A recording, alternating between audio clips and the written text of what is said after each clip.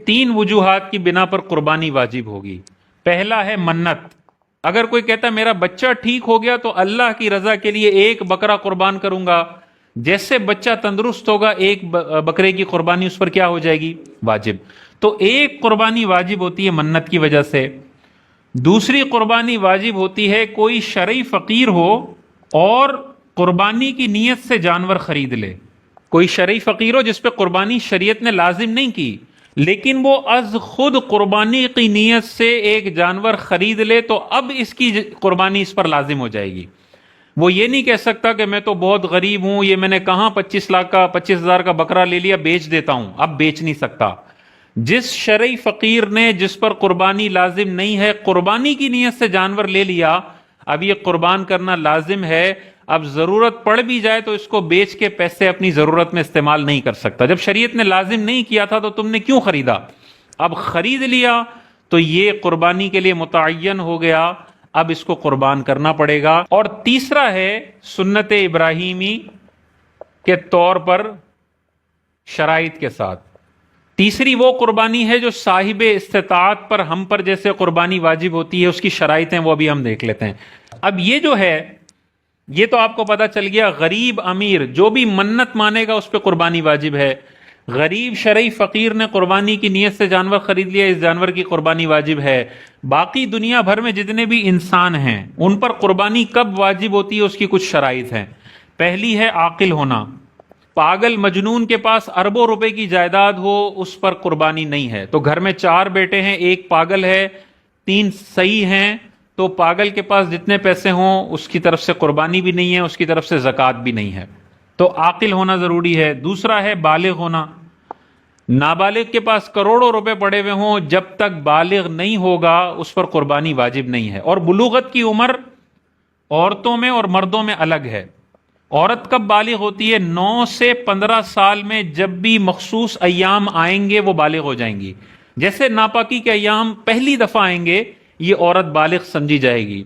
تو 9 سال کی عمر میں مخصوص ایام آ گئے تو 9 سال میں اس پر نماز بھی فرض ہو گئی، روزے بھی فرض ہو گئے. مالدار ہے تو 1 سال گزرنے پر زکوٰۃ بھی فرض ہو گئی، اور قربانی کے دن آ گئے تو پھر اس پر قربانی بھی واجب ہے.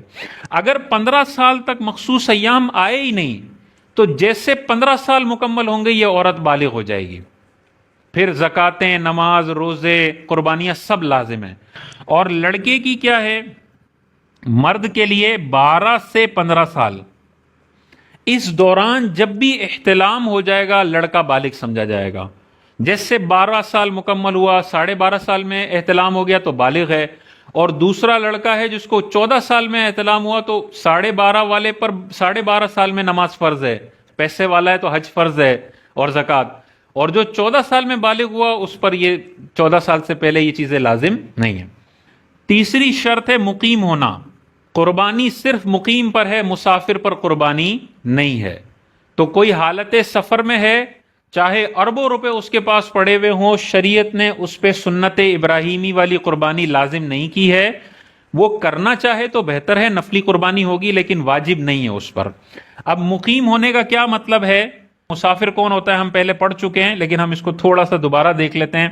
92 کلومیٹر دور جانے کا ارادہ اور اپنی شہر کی حدود سے باہر نکل جانا، یہ 2 چیزیں جس میں جمع ہوں گی وہ مسافر کہلائے گا. 92 کلومیٹر دور جا رہا ہے اور شہر کی حدود سے بھی باہر جا رہا ہے تو مسافر کہلائے گا. اب جہاں پہ جا رہا ہے وہاں پہ اگر 15 دن سے کم رہنے کی نیت ہے تو یہ 15 دن بھی مسافر ہی رہے گا. اور اگر جہاں جا رہا ہے وہاں 16 دن رہنے کی نیت ہے یا 15 دن سے زیادہ رہنے کی نیت ہے تو جیسے اس شہر میں پہنچے گا دوبارہ مقیم ہو جائے گا. ٹھیک ہے. تو اگر یہاں سے کوئی حیدرآباد جاتا ہے تو حیدرآباد ہے 165 کلومیٹر، 92 کلومیٹر سے زیادہ ہے، اور کراچی کی حدود سے باہر ہے. تو جیسے یہ کراچی کی حدود سے باہر نکلے گا حیدرآباد جانے والا بندہ مسافر ہو جائے گا. اب جیسے حیدرآباد پہنچے گا تو اس کی 2 صورتیں ہوں گی، یا 15 دن اس سے زیادہ رہنے کا ارادہ ہے یا 15 دن سے کم رہنے کا ارادہ ہے. اگر 15 دن سے کم رہنے کا ارادہ ہے تو حیدرآباد کے پورے 15 دنوں میں یہ مسافر ہے، نمازیں بھی قصر کرے گا. اور انہی 15 دنوں میں 10، 11، 12 ذی الحجہ آ گئی، اس پر قربانی واجب نہیں ہے کیونکہ مسافر ہے. اور اگر حیدرآباد پہنچنے کے بعد 15 دن یا اس سے زیادہ رہنے کی نیت ہے تو حیدرآباد انٹر کرتے ہی یہ مقیم ہو جائے گا. راستے میں مسافر رہے گا، آدھی نمازیں پڑھے گا، لیکن حیدرآباد میں انٹر کرتے ہی 15 دن پلس نیت مقیم ہو گیا.